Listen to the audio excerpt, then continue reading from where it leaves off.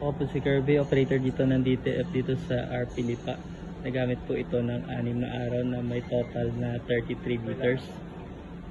Ito naman po yung aming printer head area. Yung huling palit po nito is nung December po last year. Ito naman po yung capping namin na may 100% good condition po.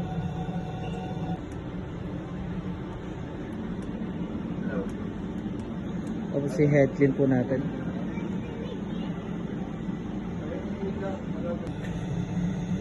After po mag-gaden, pupunasan natin yung wiper po.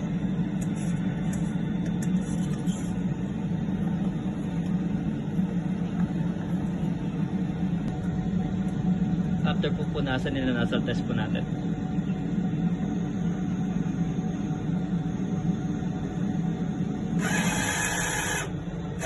Ayan po, okay naman po yung head natin. Yung system namin po ay tama lang po yung level. Palit po ng damper is last year pa po nung na-install dito yung machine nata sa Lipa. May stock po ay nalinis po kahapon po. Ito naman po yung ABR po namin.